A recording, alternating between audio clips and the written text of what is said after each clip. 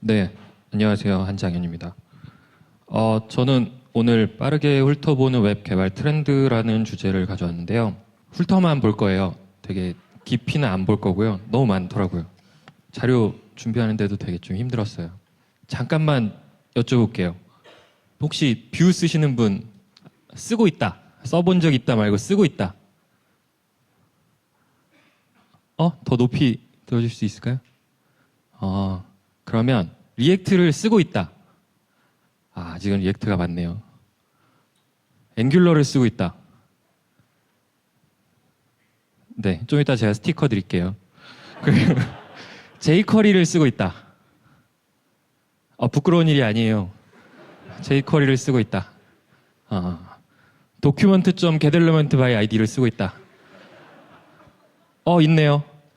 네, 부끄러운 일이 아닙니다.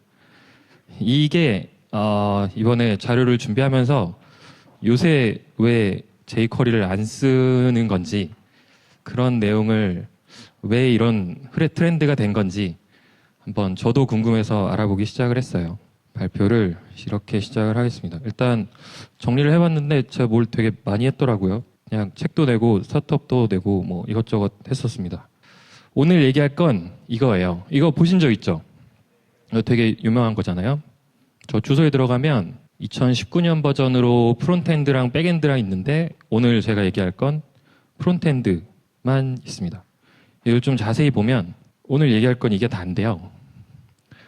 프론트엔드 개발을 하려면 HTML도 알아야 되고 CSS도 알아야 되고 자바스크립트랑 패키지 매니저 알아야 되고 CSS 프리프로세스 알아야 되고 CSS 라이브러리나 태스크 러너, 걸프 같은 거 있죠. 그리고 웹팩, 파셀, 리액트 앵귤러 뷰 있고 RxJS,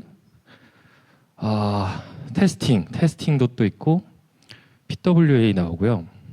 정적 타입 들어가서 타입스크립트랑 플로우 있고 이 서버 사이드 렌더링이랑 뭐 이거저거 되게 많아요. 데스크탑 앱도 할 수 있고 웹 어셈블리까지 하고 킵 러닝이 제일 무서운 건데, 네, 오늘 얘기할 건 이게 다예요. 그래서 이걸 얘기할 거예요. 근데 이 그림 보면서 이거 그냥 쭉쭉쭉 내리면서, 이거 깃허브 가면 큰 사이즈로도 볼 수 있거든요. 이거 쭉쭉쭉 내리면서 그렇구나 하신 분 혹시 계신가요? 이게 왜 이렇게까지 복잡해졌는지가 되게 궁금하더라고요. 그래서 왜 그럴까 하다가 이런 걸 찾았어요. 어벤져스 엔드게임이 4월 26일 날 개봉을 하잖아요. 저도 이거 보고 싶은데 이걸 보려면 그 전에 나왔던 영화를 봐야 된대요. 근데 제가 되게 많이 좀 밀렸거든요. 이걸 봐야 되는데 저희 회사에서 영화 보러 가자고 하는데 전 이거 전 걸 안 봤단 말이죠. 그래서 어떻게 될지 모르겠어요. 근데 이런 그림이 또 있어요. 아까랑 좀 비슷하죠. 이게 2008년부터 해가지고 어벤져스 영화들이 왜 이렇게 되는지를 이런 게 있더라고요. 그래서 저 오른쪽 끝에 인피니티 워 파트 2라고 된 게 엔드게임인데 되게 많이 밀렸어요. 어떻게 해야 될지 모르겠어요. 그래서 만약에 영화를 다 보지 못했으면 유튜브에 보니까 또 이런 게 있더라고요. 이런 걸 보면 시간을 좀 아낄 수 있지 않을까. 몇 개 봤는데 또 재미없는 것도 있더라고요. 그래서 그런 건 굳이 또 봐야 되는 것 같지도 않고, 그래서 오늘 얘기하는 게 약간 이런 내용이 됐으면 좋겠습니다. 근데 또 한편으로 보면은 누가 자꾸 이런 걸 분석하는지 모르겠는데 마블 영화에는 페이지가 있대요. 그래서 페이지 1이랑 페이지 2에는 등장인물들이 하나씩 나오고 스토리를 끌고 가다가 3에서 뭔가 정리를 싹 하고 페이지 4에는 또 다른 걸로 넘어간대요.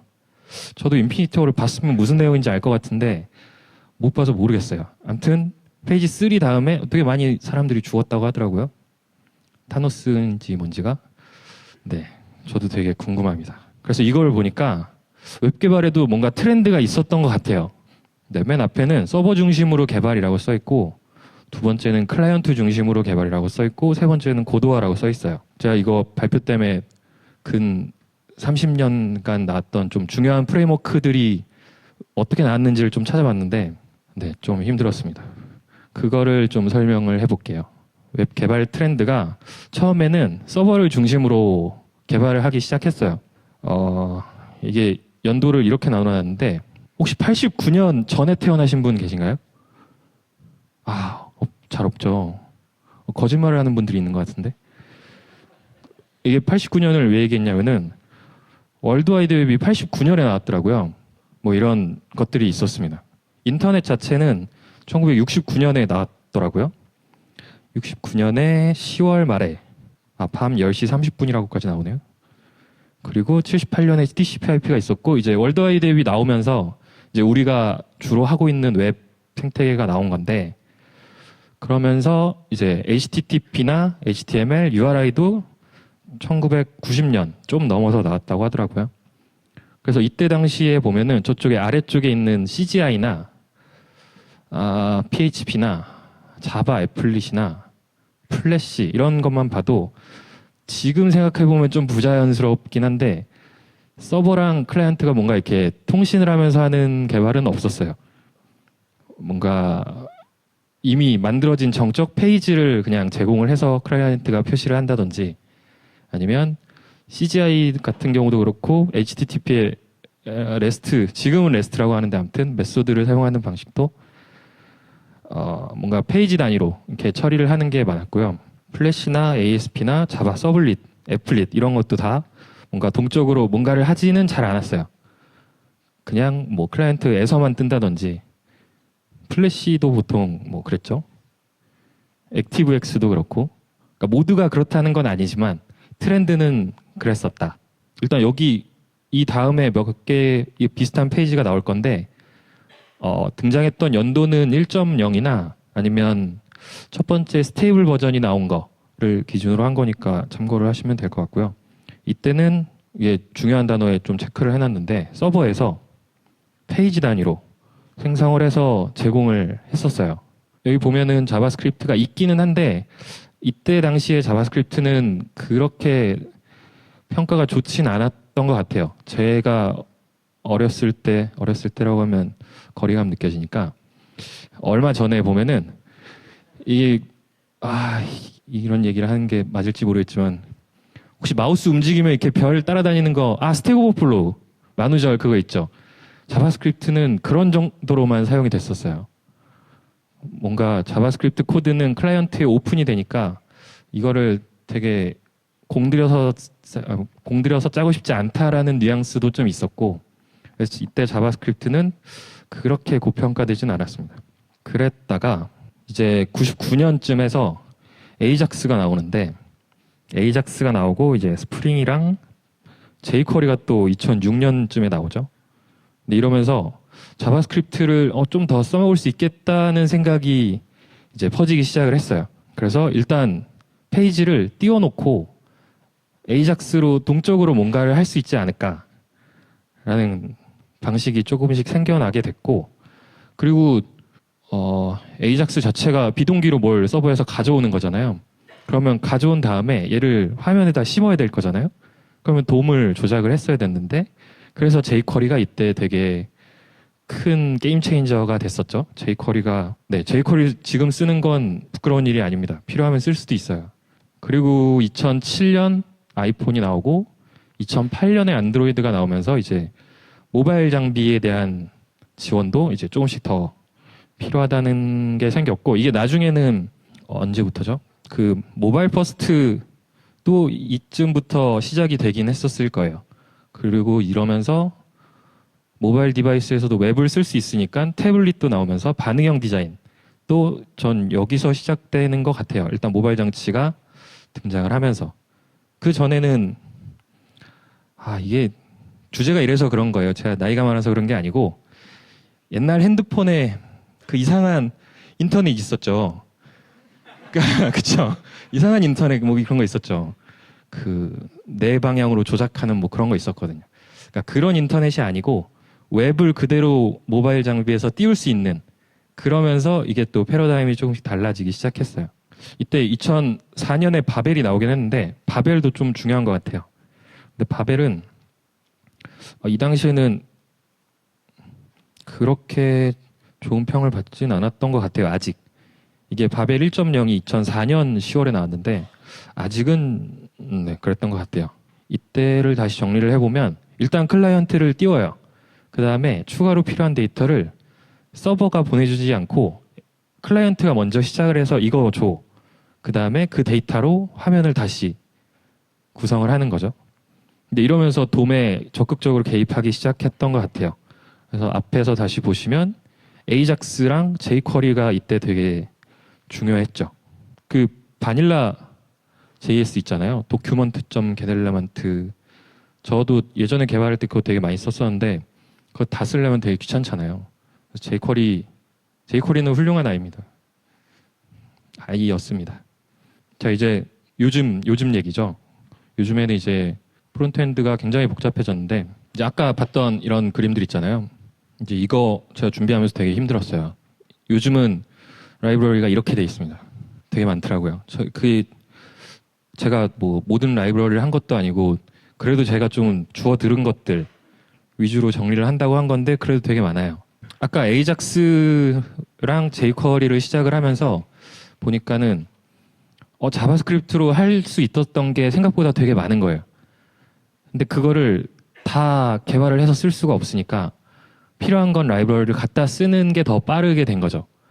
이제 보면은 모먼트도 그렇고 로데시도 그렇고 뭐 몇 개 있죠. 그리고 이제 프론트엔드 자체가 이제 복잡해지다 보니까 좀 체계적으로 그러니까 한 특정 기능만 하는 거 말고 좀 더 통합 인테그레이트 되는 걸 좀 더 쓰고 싶은 게 생겼어요. 왜냐하면 그거 라이브러리도 다 조합해서 언제 다 쓰고 있겠어요. 그래서 이제 npm이라는 여기 있죠. npm이라는 애가 이제 패키지들을 관리하기 시작했고 처음에 백본 앞에 도조도 있었지만 백본이 나왔고 이제 CSS도 그대로 쓰기는 너무 귀찮다.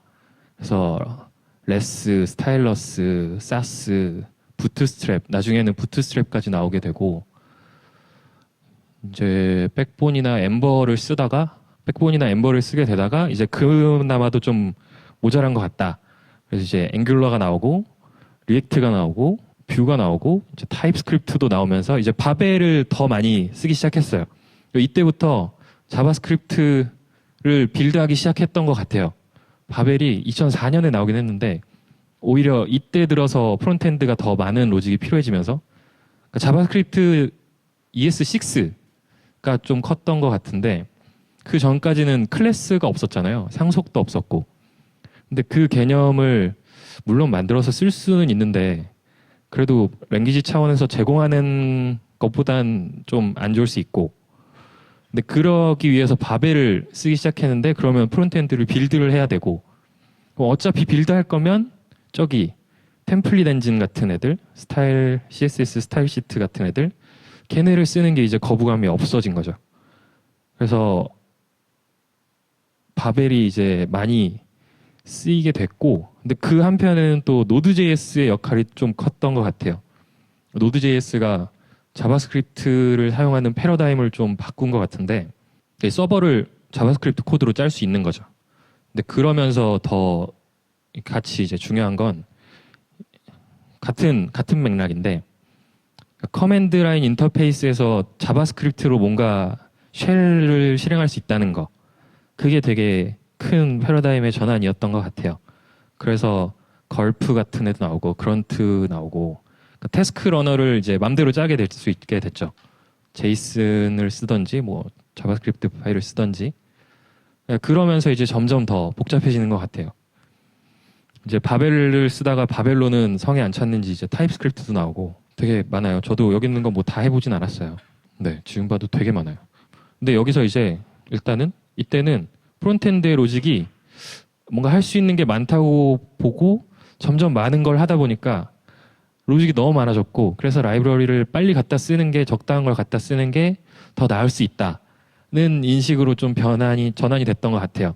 그래서 이때는 프레임워크나 라이브러리를 쓰는 거에 대해서도 그렇게 거부감이 없게 된 것 같고 그러니까 예전에는 CDN 같은 데서 라이브러리를 들고 왔어야 되니까 라이브러리가 많으면 초기 실행이 늦어질 수밖에 없었죠. 근데 요새는 빌드에서 한 번에 떨구잖아요. 뭐 물론 용량은 뭐 거기서 거기겠지만 근데 요즘에는 그래도 비즈니스 로직에 좀 더 집중을 하는 추세인 것 같아요. 근데 여기서 끝나질 않죠. 이제 웹 기술로 네이티브 앱을 만들어 보자 해서 이제 폰갭, 나중에 아파치 코도바가 되고 네이티브 스크립트가 있고 리액트 네이티브가 나오고, 얘네들은 정말 웹 기술로 네이티브 앱을 만드는 거잖아요. 저 예전에 스타트업 했었을 때 네이티브 스크립트를 좀 많이 써봤는데 되게 신기해요. 네이티브 스크립트는 앵귤러 베이스고 요새는 뷰도 같이 지원을 하거든요. 앵귤러로 템플릿을 HTML이랑 CSS죠. 그리고 타입스크립트로 서비스나 컴포넌트 로직을 작성해 놓으면 걔가 그냥 네이티브 레이아웃으로 떨궈져요. 그래서 안드로이드에 바로 심을 수 있어요. 그리고 좀 재밌는 게 웹이랑 앱이랑 같은 서비스를 쓸 수 있다는 게 되게 신기했어요. 요새는 뷰도 지원을 한다고 하니까 관심 있으시면 한번 찾아보는 것도 좋을 것 같습니다. 그리고 이제 오프라인일 때도 뭔가 실행이 되게 하자.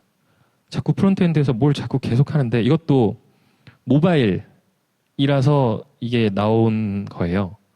그러니까 우리나라는 인프라가 잘 돼 있어서 막 통신망이 끊어지고 그런 경우는 별로 없잖아요. 근데 미국도 그렇고 인도 쪽에 특히 그렇다고 하는데 통신이 잘 안 되는 경우가 많대요. 그래서 그런 경우를 어떻게 커버할 수 있을까 해서 PWA가 나왔죠. 프로그레시브 웹 앱이라고, 서비스 워커가 메인인 그런 패러다임인데 이것도 되게 볼만한 것 같아요. 그리고 이제 웹 앱을 데스크탑에도 설치를 해보자. 그래서 이제 노드 웹킷이라는 게 처음에 나왔고 얘는 나중에 NWJS라고 이름이 바뀌었더라고요. 그 일렉트론이 그랬었고, 그리고 여기 갑자기 PWA가 또 껴들어가기 시작했어요. PWA가 최근에 릴리즈가 된 것 같은데 데스크탑에서 그냥 설치할 수 있다. 웹에 모바일에 설치할 수 있는 건 뭐 이전부터 그랬는데 이제는 데스크탑에서도 그냥 실행되게 한다고 하더라고요. 그래서 이제 요즘의 웹 개발은 어떤지 한번 알아보겠습니다. 일단 주의할 게 있어요. 제가 말하는 내용은 모든 프로젝트에 해당되는 건 아니에요. jQuery를 절대 쓰면 안 되는 건 아닙니다. 바닐라 JS를 뭐 필요하면 쓸 수도 있겠죠. 그러니까 예를 들어서 나는 파일 하나만 수정하면 되는데, 숫자 하나만 수정을 하면 되는데 프로젝트를 통째로 띄워서 걔를 다시 할 필요는 없잖아요. 그러니까 필요한 경우에 맞는 걸 쓰는 게 좋습니다. 일단 요즘에는 프레임워크랑 라이브러리를 적극적으로 활용을 하는 것 같아요. 기본적으로 요새 웹앱 만든다고 하면 셋 중에 하나 고르죠. 뭐가 좋은지는 잘 모르겠습니다. 답이 없는 것 같아요. 그냥 마음에 드는 거 쓰면 될 것 같아요. 뭔가 제가 생각하는 제일 좋은 기준은 프로젝트 팀원이 제일 많이 쓸 줄 아는 거 쓰는 게 제일 좋고요. 그리고 제일 자기가 쓸 거면 자기가 제일 마음에 드는 거 쓰는 게 좋은 것 같아요. 굳이 성능을 비교할 필요는 없을 것 같습니다. 이렇게 기본 틀을 하나 구성하고 나면은 디자인이 조금 신경 쓰일 수도 있잖아요. 이제 우리는 프론트엔드를 해야 되니까. 그러면 이제 스타일 라이브러리를 쓸 경우도 있는 것 같아요. 저는 개인적으로는 쓰는 것 자체를 막 좋아하진 않아요. 이게 그래도 얘네들도 각자의 또 철학이 있어가지고 마음에 안 드는 철학들이 좀 있어요. 부트스트랩이나 앵귤러 매트리얼 같은 거 쓰면은 뭐 물론 호환성 때문에 그러겠지만 기본 폰트를 바꿔버리기도 하고 바디나 HTML의 마진을 바꿔버리기도 하고 얘가 좀 그렇거든요. 그러니까 기존에 뭔가를 하고 있다가 얘를 나중에 넣기 시작하면 틀어지는 경우가 좀 있어요. 그래서 얘네를 쓸 거면 애초에 얘네들은 큰 틀로 제공하는 거니까 애초에 처음부터 같이 시작을 하는 게 좋을 것 같습니다. 그리고 이제 더 필요하면 아까 봤던 애들이 이렇게 막 넣는 거죠. 필요하면 뭐 쓸 수도 있죠. 그리고 이제 앵귤러나 리액트나 뷰를 봤더니 얘네들은 다 컴포넌트 기반으로 요새 개발을 하더라고요. 그러니까 이게 jQuery를 요새 쓰면 안 된다는 얘기가 여기서 나오는 건데, 컴포넌트는 일단 동작이나 어떤 역할에 맞게 추상화된 돔 엘리먼트인 거잖아요. 그러니까 컴포넌트를 그냥 문서 HTML 문서상에서 보면 그냥 어떤 한 엘리먼트인 건데 얘가 어떤 그냥 특정 동작을 하는 거죠.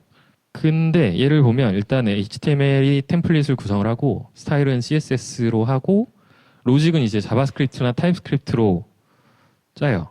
기본적으로 템플릿 스타일 로직이 있다는 건 뭐 앵귤러든 리액트든 뷰든 똑같은 것 같아요. 이게 뭐 사용하는 언어나 템플릿이 다를 뿐이지 문법이 다를 뿐이지 이거 자체는 변하진 않는 것 같아요.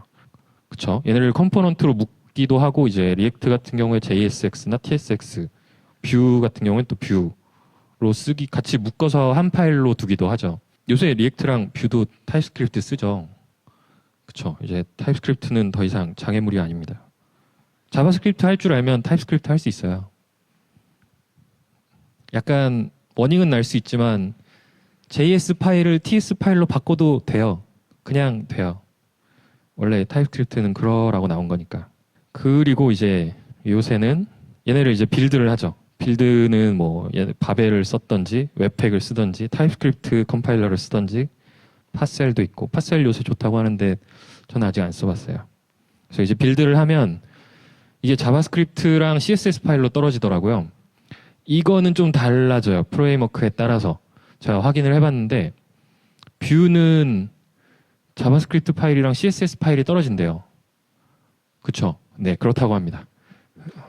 뷰 전문가가 있어가지고 확인을 한번 받았어요. 그리고 앵귤러 같은 경우에는 CSS도 없어요. 봤더니 앵귤러는 템플릿이랑 CSS 스타일까지 다 인라인 자바스크립트로 만들어 버리더라고요. 그래서 이게 결국엔 웹브라우저에서 실행할 수 있는 형태로 빌드를 하는 거니까 뭐 사실 중간 과정은 어떻든지 뭐 상관은 없죠.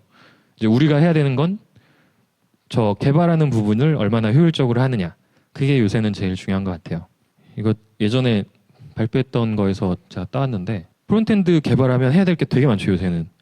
그러니까 아까도 얘기했지만 이제 점점 프론트엔드가 복잡해지다 보니까 이제 코드 관리도 해야 되고 테스트도 돌려야 되고 유닛 테스트도 해봐야 되고 얘를 배포를 또 어떻게 해야 되고 그러니까 이거를 일일이 하기가 너무 귀찮았던 거죠. 옛날에는 자꾸 옛날 얘기하네. 그냥 자바스크립트를 쓸 때는 뭐 얘가 실행되는데 문제가 없다 싶으면 그냥 걔 복사해서 스태틱 정적 폴더에 그냥 넣으면 됐잖아요. 근데 요새는 이제 빌드를 해야 되고 뭔가 할 게 너무 많은 거죠.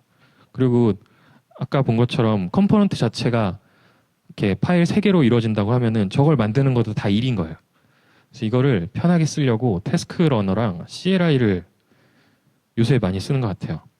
뭐 옛날에는 이런 것들 썼고 이걸 할 땐 이렇게 썼고 이렇게 뭐 이렇게 쭉쭉쭉쭉쭉쭉 여기서 쓰는 툴만 해도 굉장히 많은데 이거 좀 옛날 거일 수 있어요.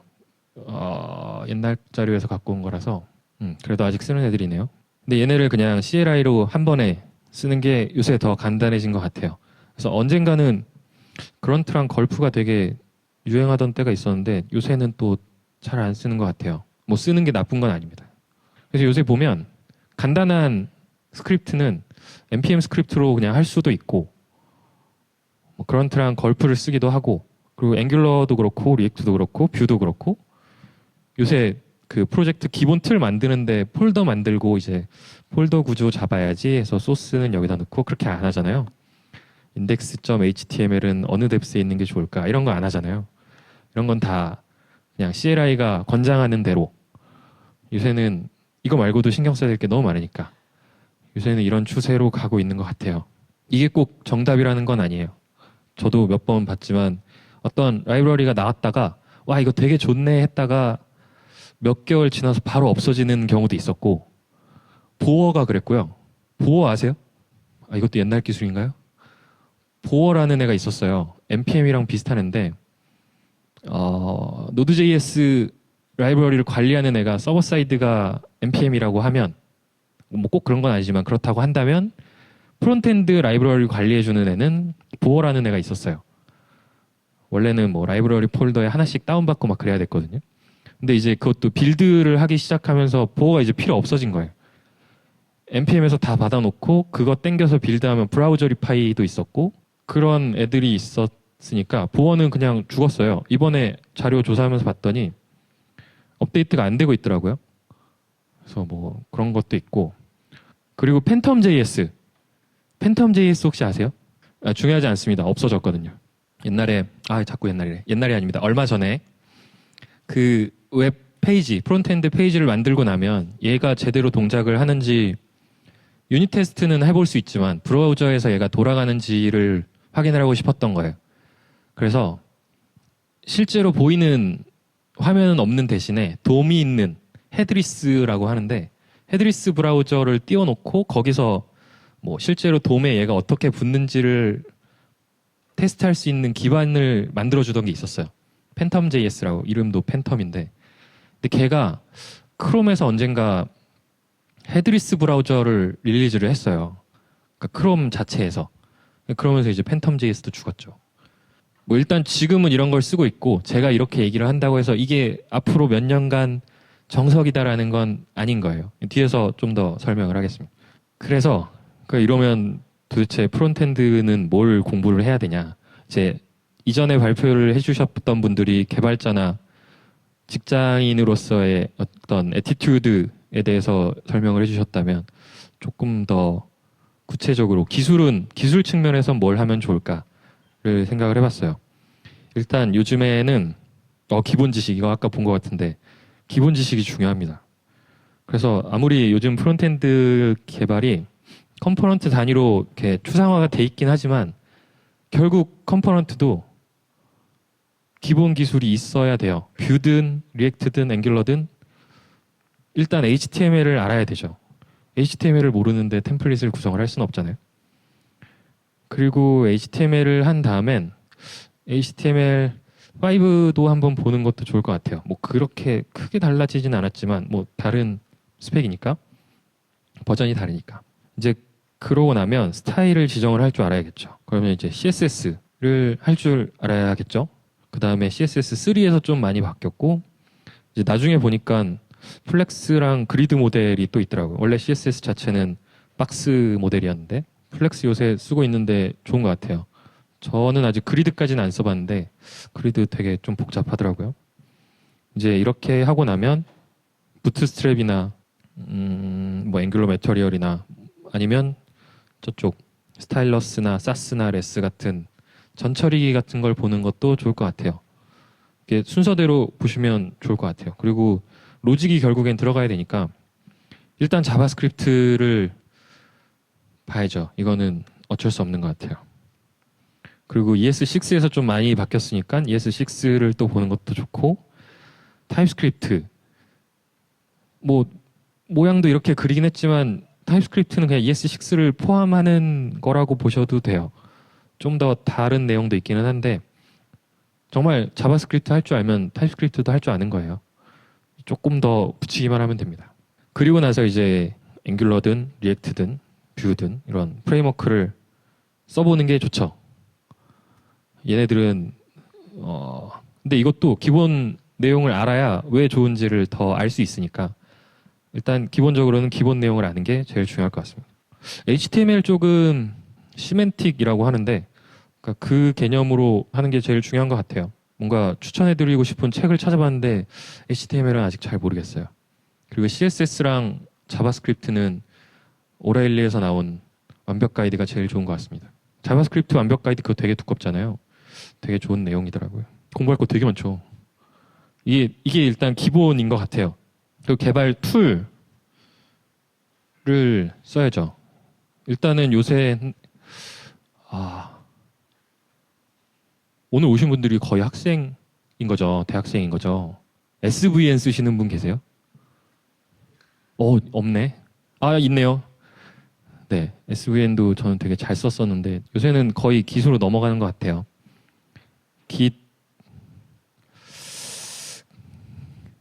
개인적으로 그렇게 친근하진 않은 것 같아요. 저는 소스트리를 쓰거나 웹스토어에서 쓰는 걸 좋아하고 커맨드 라인에서 직접 쓰는 건 저는 별로 안 좋아합니다. 어려워요. 근데 회사에서도 요새는 Git으로 많이 쓰는 것 같아요. GitLab을 쓰기도 하고. 그래서 Git은 일단 좀 쓸 줄 아는 게 중요할 것 같고요. 많이 아실 건데 생활 코딩의 지옥에서 온 Git이라고 되게 열정적으로 수업을 하시는 이고잉님이 있는데 이 수업 괜찮은 것 같아요. 이거 들어보시는 것도 좋을 것 같습니다. 그리고 GitHub 이제 Git을 할 줄 알면 뭐 혼자서 Git을 로컬로 할 수도 있겠지만 내가 레파지토리를 만드는 것보단 이미 있는 서버를 쓰는 게 좋잖아요. 그래서 GitHub을 좀 써보는 것도 좋은 것 같아요. GitHub을 쓸 줄 알면 GitLab을 쓸 줄 안다. 기본적으로는 뭐 GitLab의 기능이 더 많긴 하지만 그래서 회사에서도 많이 쓰니까 GitHub 자체를 쓰는 것도 좋을 것 같고요. 그리고 요새 회사뿐만이 아니고 뭔가 어떤 사람 뭐 저가 됐든 아니면 다른 컨퍼런스 발표가 됐든 뭐 이력서를 받든 근데 이 사람이 그동안 뭘 했는지를 보려면 사실 GitHub이 제일 좋은 것 같아요. 이 사람이 뭐 할 줄 안다. 그걸 제가 다 볼 수는 없잖아요. 근데 GitHub을 보면 그래도 이 사람이 어디에 관심을 갖고 있구나는 좀 보이는 것 같아요. 그래서 GitHub을 평소에 좀 유지를 하는 것도 좋을 것 같고 일일 커밋을 해보는 것도 좋은데 힘들죠. 아무튼 일일 커밋을 한 2년, 3년째인가? 4년째인가 하고 있는 것 같은데 혹시 일일 커밋을 하고 계신 분 있어요? 아, 은근히 있네요. 되게 좋은 팁이 있습니다. 일일 커밋을 하기 위한 좋은 팁이 있는데 밤에 12시 넘어서 커밋을 한번 하면 돼요. 그러면 하루를 벌 수 있습니다. 갑자기 술 약속이 생겨도 놀아도 돼요. 그리고 한 11시쯤 돼서 오늘 일일 커밋 안 했는데 1시간 안에 해야지 하면 되게 그렇잖아요.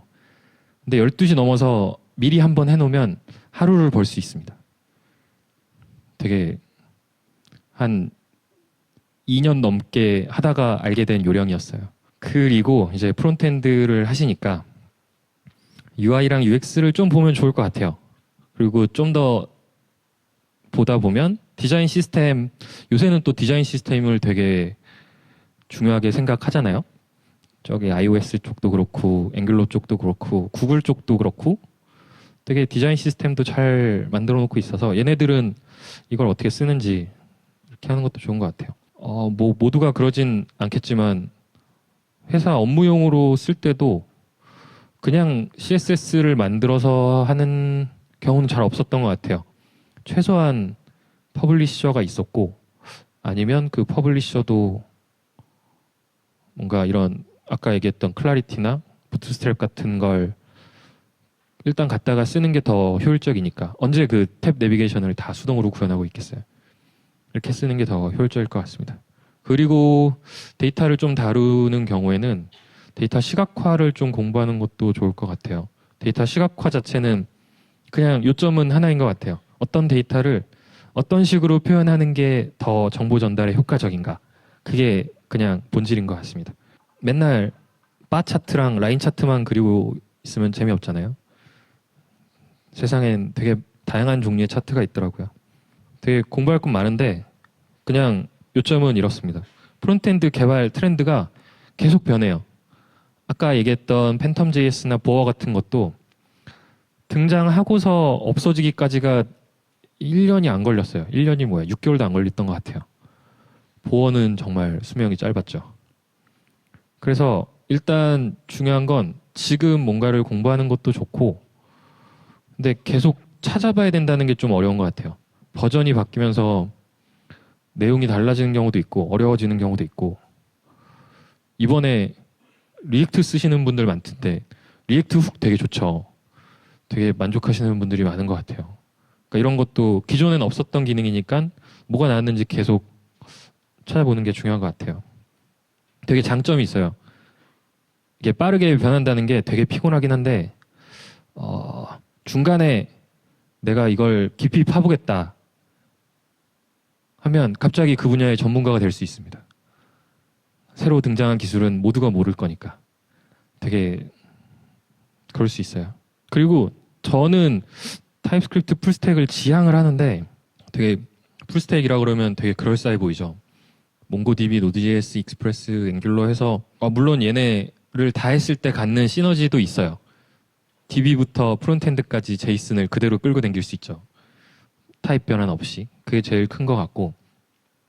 근데 해보니까 물리적인 한계가 있어요. 어차피 사람이 쓸 수 있는 시간은 24시간인데 그중에 또 공부에 투자할 수 있는 시간은 또 한계가 있는 거잖아요. 민스택을 한다고 치고 이렇게 4시간을 한 사람이랑 앵귤러만 4시간 한 사람이랑 그러니까 회사를 다니면서 생각을 해보니까 두 사람의 역량은 다른 것 같아요. 그 회사 입장에서 두 사람을 어떤 자리에 이 사람을 뽑을까 생각해 보면 다른 것 같아요. 저는 스타트업도 해봤고 대기업에도 있어봤는데 스타트업은 왼쪽 같은 사람이 필요하겠죠. 제가 세 명이서 공동 창업을 했는데 개발자는 저 혼자였거든요. 그러면 이렇게 할 줄 알아야죠. 근데 이런 경우는 이렇게가 유리하겠지만 일반적으로 회사에서 앵귤러를 할 줄 아는 사람을 뽑는다고 하면 둘 중에 누구를 뽑을까요? 하면 되게 답은 명확할 수 있거든요. 그러니까 풀스택 자체는 뭐 좋은 점도 있긴 한데 전문 분야를 선택하는 것이 좀 더 효율적일 수도 있습니다. 꼭 그렇다는 건 아니에요. 제가 모르는 게 또 있을 수 있으니까. 그래서 되게 정리를 어떻게 할까 했는데 그냥 공부를 계속 열심히 하는 수밖에 없더라고요. 프론트엔드는. 그게 백엔드도 그렇고 DB도 그렇지만 물론 그쪽도 많이 바뀌지만 프론트엔드 자체는 사람이 사용자가 직접 보는 거라서 되게 이렇게 픽셀 하나하나에 되게 민감할 수 있거든요. 사람들이. 그래서 반응성도 되게 중요하고 그러다 보니까 계속 새로운 게 나오는 것 같아요. 뭐 날짜 표기 같은 거 그냥 내 맘대로 하면 되지 뭐 했으면은 모먼트 같은 게 왜 나왔겠어요. 그러니까 뭔가 프론트엔드 쪽은 안 그래도 주기도 빠르고 해서 계속 공부를 하는 수밖에 없을 것 같습니다. 그래서 원래 질문을 하시면 제가 앵귤러 스티커를 제가 직접 주문을 한 게 있어요. 제가 예전에 책 내면서 주문을 했는데 생각보다 많이 시켰나 봐요. 아직 남아가지고 드리려고 했는데 여기서는 다르게 하는 것 같네요. 질문을 잠깐 볼게요. 전 분명히 한국어로 발표를 했는데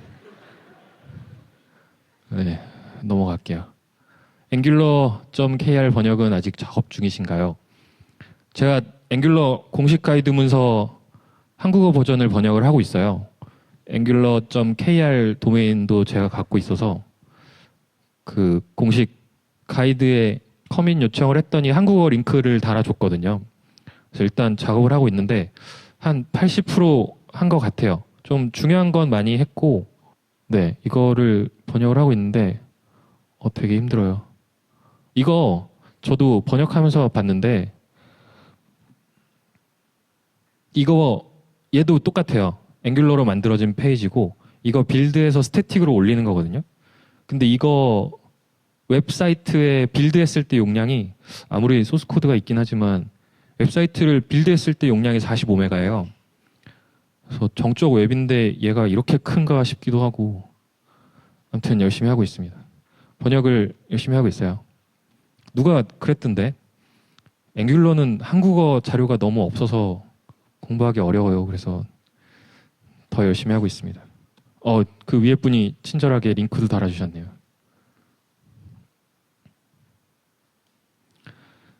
카카오뱅크 빅데이터 파트에 계시다고 소개해 주셨는데 빅데이터 파트에서 어떤 일을 하고 계신지 궁금합니다. 회사 얘기 안 한다고 하고 나왔는데 발표 자료에는 회사 얘기가 없었잖아요.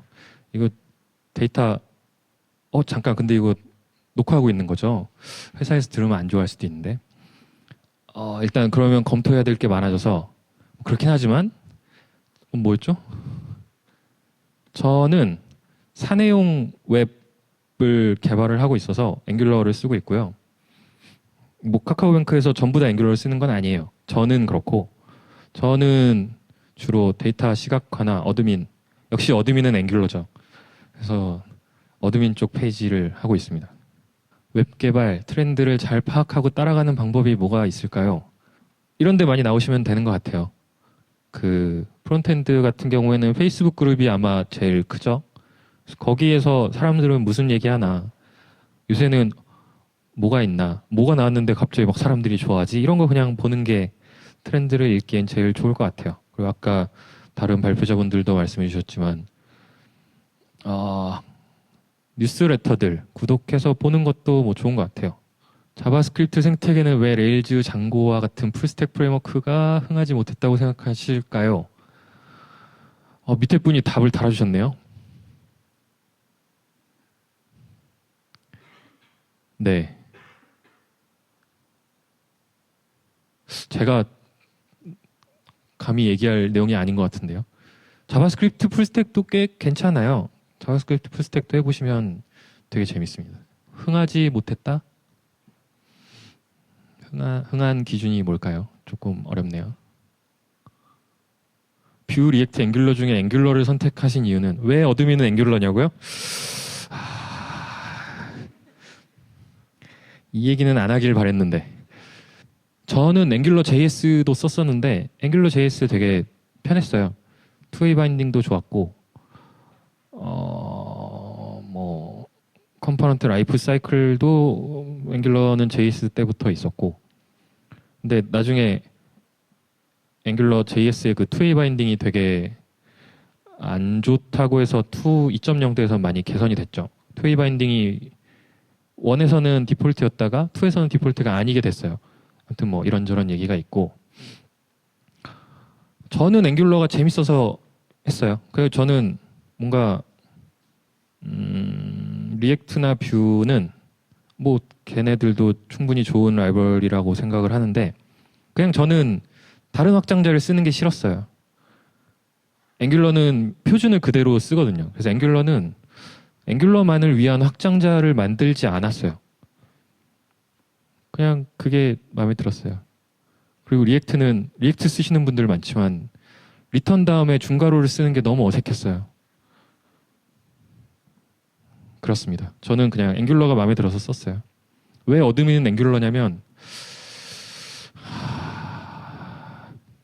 회사에서 앵귤러를 쓰라고 얘기를 잘 안 하기 때문이죠. 그러니까 어드민이라도 앵귤러로 만들어 보면 어떨까가 되는 것 같아요. 거의 그렇습니다. 새로운 기술을 대고객용 서비스에 갑자기 넣을 수는 없잖아요. 그러니까 뭔가 써보고는 싶으니까 어드민에 많이 쓰는 것 같아요. PPT 공유가 가능하신가요? PPT 어떻게 된다고 합니다. 앵귤러, 뷰, 리액트 각각의 특징을 2분 안에는 설명을 못 할 것 같습니다. 이거는 나중에 뭔가 기회가 있을지 모르겠지만 네, 이건 내용이 너무 방대해서 트렌드 파악 및 공부를 위해 자주 참고하시는 사이트 최근에 어디죠? 스택 오버플로우였나? 저 스테이트 오브 자바스크립트 뭐 있지 않았어요? 뭔가 통계 정보를 낸 데가 있었거든요. 이거는 맞나요? 스테이트 오브 자바스크립트인가요? 스테이트 오브 뭐죠? 네, 그렇다고 합니다. 스택 오버플로우에서 2019년도 설문조사를 한 게 있어요. 그거 보면 뭐는 써봤고 뭐는 써봤는데 좋았고 뭐는 안 쓸 거다. 뭐 이런 거 다 정리해 놓은 게 있는데 그거 보면 일단 2018년도 자료도 있고 해서 비교해서 보면 좋을 것 같아요. 원래 2018년도엔 앵귤러가 되게 높았는데 2019년도엔 리액트가 일단 되게 많이 올라간 것 같더라고요. 뷰도 네, 그렇습니다. 신입 프론트엔드 개발자가 취업을 준비할 때 CS를 어디까지 알고 있어야 하는가? 많이 알면 좋지 않을까요? 어디까지라는 기준은 없을 것 같아요. 근데 저는 그냥 이런 거는 그렇게 생각해요.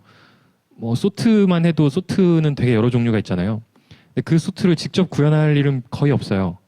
근데 뭘 선택해서 쓸 건데 그게 왜 좋은지는 아는 정도. 그리고 필요하면 찾아보면 되니까 그 정도면 될 것 같습니다. 짧은 걸로 하겠습니다. 네이버에서 강연하시는 기분이 어떠신가요? 네이버도 좋은 회사라고 생각합니다. 여기까지 하겠습니다. 감사합니다.